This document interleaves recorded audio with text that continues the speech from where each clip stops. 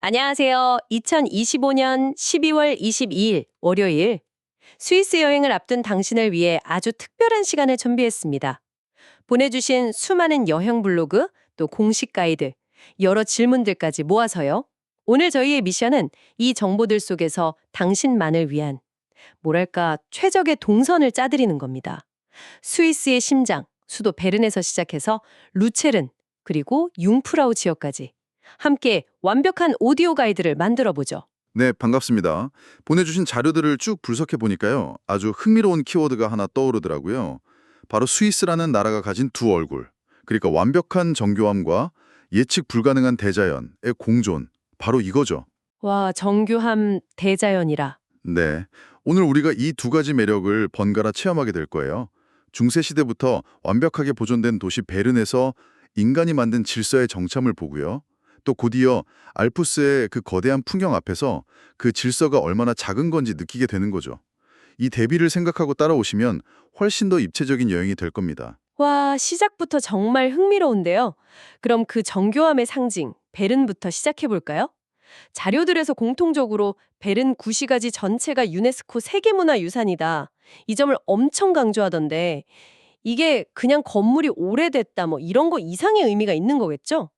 사실 사진만 봐서는 그 특별함이 확 와닿진 않더라고요. 그럼요. 베른 구시가지의 핵심은 통일성, 그리고 회복 탄력성에 있어요. 회복 탄력성이요? 네, 이 독특한 회녹색 사암 건물들하고 그 6km에 달하는 아케이드 있잖아요. 이게 사실은 1405년에 도시 전체를 잿더미로 만든 대화재의 산물이거든요. 아, 화재 때문에 생긴 거라고요? 맞습니다. 도시를 다시 지으면서 다시는 불에 타지 않도록 모든 건물을 사암으로 지은 거예요. 그리고 1층을 지금의 아케이드, 즉 라오벤 형태로 쫙 연결한 거죠. 그러니까 하나의 큰 재난이 도시 전체의 모습을 600년 넘게 규정하게 된 셈입니다. 와, 그냥 비피하면서 쇼핑하기 좋은 곳이라고만 생각했는데 도시의 아픈 역사가 담겨 있었네요. 그럼 그 역사적인 거리를 좀 효율적으로 둘러보려면 어떻게 하는 게 좋을까요? 자칫하면 길을 잃을 것 같기도 한데요.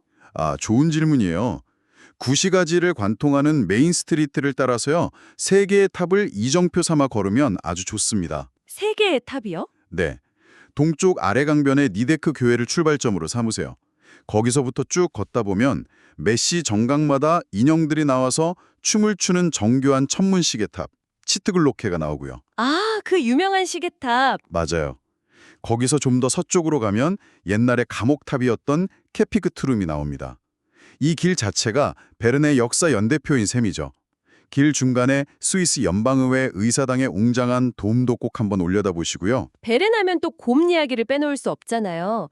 도시 이름의 유래가 된 곰을 실제로 볼 수 있는 곰 공원이 있다고 하던데 몇몇 글에서는 동물 복지에 대한 우려도 좀 보이더라고요. 실제는 어떤가요? 맞아요. 예전에 곰 구덩이라고 불리던 시절에는 비판을 많이 받았죠. 하지만 지금의 공공원은 완전히 다릅니다. 아래 강변의 넓은 부지를 활용해서 곰들이 수영도 하고 나무도 오르면서 최대한 자연에 가깝게 살 수 있도록 만든 생태공원이에요. 아, 그렇군요. 네, 오늘 지금은 다른 시민들의 동물 복지에 대한 높은 인식을 보여주는 상징적인 장소가 됐죠.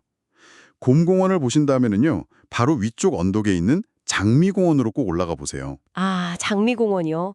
거의 모든 자료에서 벨은 최고의 전망대라고 꼽았더라고요. 특히 해질녘 풍경이 그렇게 환상적이라고? 바로 그겁니다. 장미공원 언덕에 딱 서면요, 왜 베른 구시가지가 유네스코 유산으로 지정될 수밖에 없었는지 한눈에 이해하게 돼요. 아래강이 도시를 U자 형태로 이렇게 휘감아 도는 모습하고 붉은 지붕들이 어우러진 풍경, 그야말로 그림 같죠. 와, 특히 해가 질 무렵에 그 사암 건물들이 황금빛으로 물드는 순간은 절대 놓치시면 안 됩니다. 마침 오늘이 12월 22일 크리스마스 직전이니까 분위기가 정말 최고조일 것 같아요. 베른의 크리스마스 마켓은 좀 어떤 특징이 있나요? 베른에는 크게 두 개의 마켓이 열리는데 분위기가 조금 달라요. 클라이네 샨체 공원에서 12월 28일까지 열리는 베르나 슈테레넨 마르크트는 먹거리랑 현대적인 장식품이 많아서 좀 활기찬 분위기고요. 아, 활기찬 분위기. 네.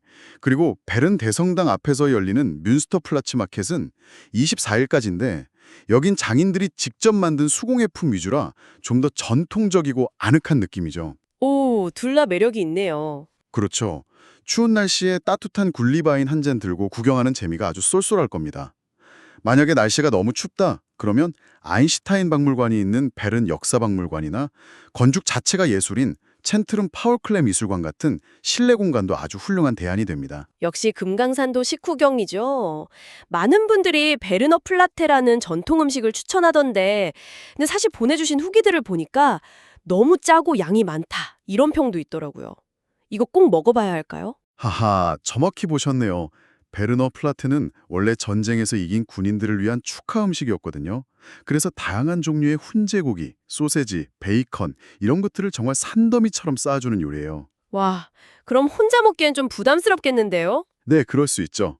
경험 삼아 드셔보시겠다면 오래된 와인 저장고를 개조한 코른하우스 켈러 레스토랑이 있어요. 그 웅장한 분위기 속에서 맛보는 걸 추천하고요. 그게 아니라면 차라리 지금 계절에 딱 맞는 따뜻한 치즈 퐁듀가 더 만족스러운 선택일 수 있습니다. 아, 퐁듀도 좋죠. 네, 전망을 좀 중시한다면 장미공원 안에 있는 레스토랑도 괜찮고요. 자, 그럼 이제 인간이 만든 완벽한 질서의 도시 베른을 떠나볼까요? 자료들을 보니까 다음 목적지로 루체른을 가장 많이 꼽으셨더라고요. 여기서부터는 이제 자연과의 조화가 시작되는 느낌이네요. 맞습니다.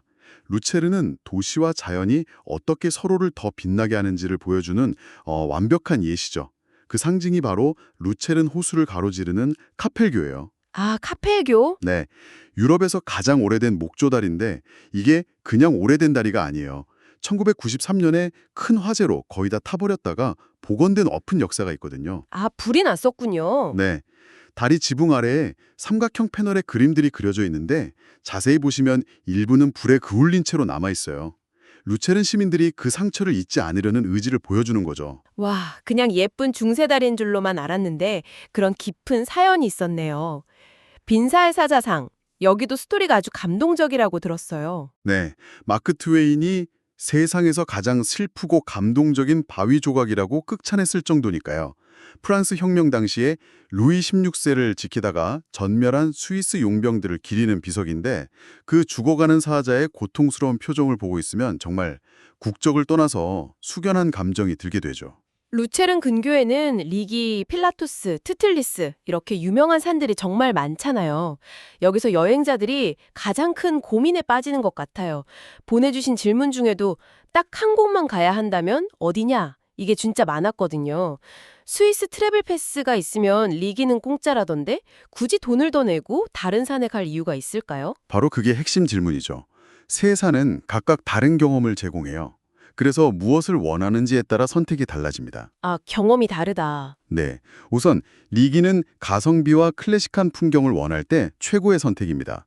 산들의 여왕이라는 별명답게 정말 아름답고요. 말씀하신 대로 스위스 트래블 패스 하나로 유람선하고 유럽 최초의 산악열차까지 전부 무료니까요. 와, 전부 무료? 네, 부담 없이 스위스 산의 정석을 느끼고 싶다. 그러면 리기죠. 그렇군요. 그럼 필라투스는 어떤 매력이 있나요?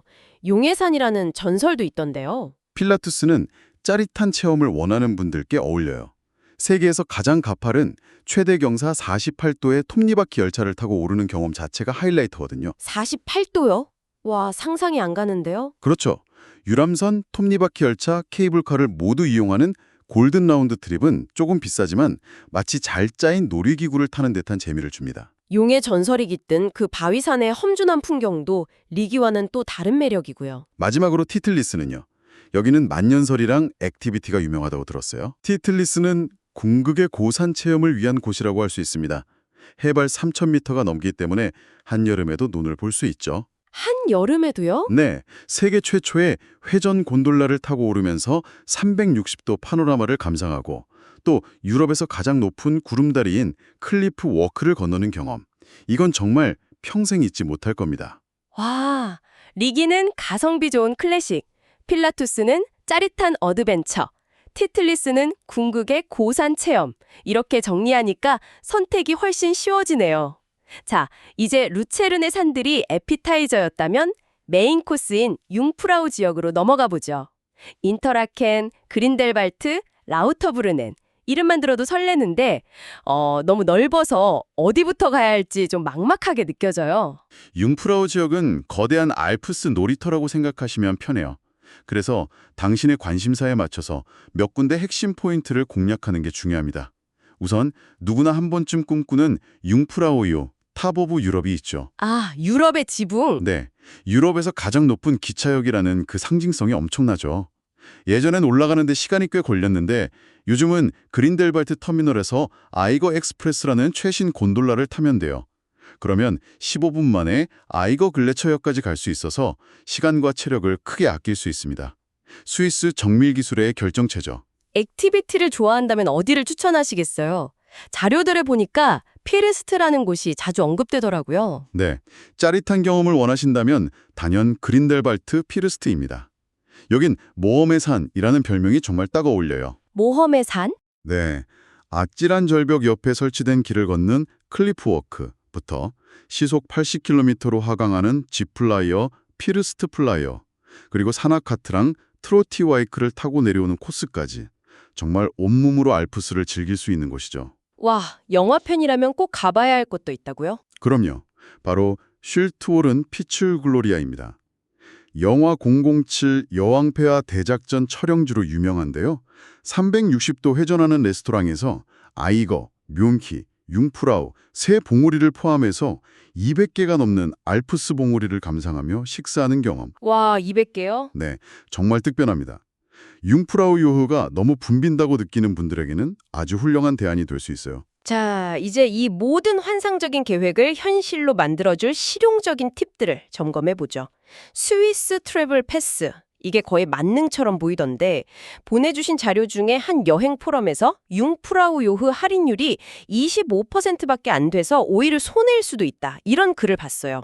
이 부분 자세히 짚어주시죠. 아주 중요한 포인트입니다. 스위스 트래블 패스는 분명 마법의 티켓에 가까워요.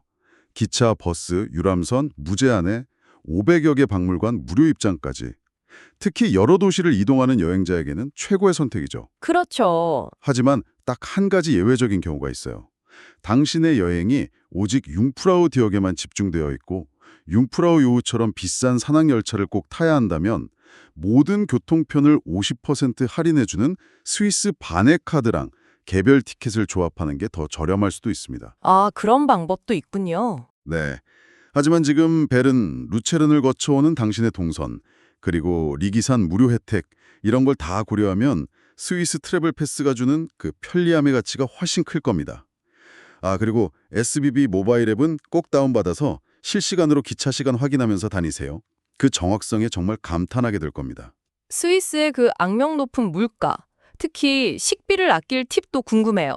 가장 현실적인 방법은 슈퍼마켓 쿱하고 미그로스를 적극 활용하는 거예요. 쿱이랑 미그러스요. 네, 레스토랑에서 한 끼 먹을 돈이면 거기서 아주 신선하고 맛있는 샌드위치, 샐러드, 과일, 그리고 현지 요거트까지 정말 푸짐하게 살 수 있어요. 기차 창밖으로 그림 같은 풍경을 보면서 먹거나 호숫가 벤치에서 피크닉을 즐겨보세요. 식비도 아끼고 오히려 더 로맨틱한 식사가 될 수 있습니다. 마지막으로 화폐나 팁 문화는 어떤가요? 스위스는 스위스 프랑을 쓰지만 카드 결제가 매우 보편적이라 큰 현금은 필요 없어요. 그리고 팁은 의무가 아닙니다. 계산서에 이미 서비스 요금이 포함되어 있거든요. 아, 다행이네요. 네, 하지만 정말 좋은 서비스를 받아서 감사를 표하고 싶다면 계산할 때 끝자리를 올려서 부르거나 총액의 5에서 10% 정도를 테이블에 남겨두면 좋습니다. 그리고 주요 기차역마다 유료 짐 보관 락커가 정말 잘 되어 있으니까요. 당일치기 여행할 땐 무거운 짐은 맡겨두고 가볍게 움직이는 걸 추천해요. 와, 오늘은 스위스의 정교한 도시 베른에서 시작해서 자연과 어우러진 루체른을 거쳐 웅장한 알프스의 심장 융프라우까지 정말 알차게 훑어봤네요. 중세의 역사, 대자연의 감동, 짜릿한 액티비티까지 이 모든 걸 관통하는 완벽한 여행 계획이 세워진 것 같아요. 네, 오늘 우리가 함께 그려본 이 여정은 결국 스위스의 두 얼굴을 확인하는 과정이었어요. 한치의 오차도 없이 정시에 도착하는 기차의 정교함, 그리고 시시각각 변하는 알프스의 예측 불가능한 날씨. 이 완벽한 조화와 부조화 속에서 스위스의 진짜 매력이 드러나죠. 이제 당신에게 마지막 질문을 던져봅니다. 여행을 마치고 돌아왔을 때 당신의 기억에 더 선명하게 남는 것은 완벽한 시간표대로 움직였던 기차의 정확성일까요? 아니면 예상치 못하게 구름이 걷히며 잠시 모습을 드러냈던 그 눈부신 산봉우리의 경이로움일까요? 그 답은 스위스에서 직접 찾아보시길 바랍니다.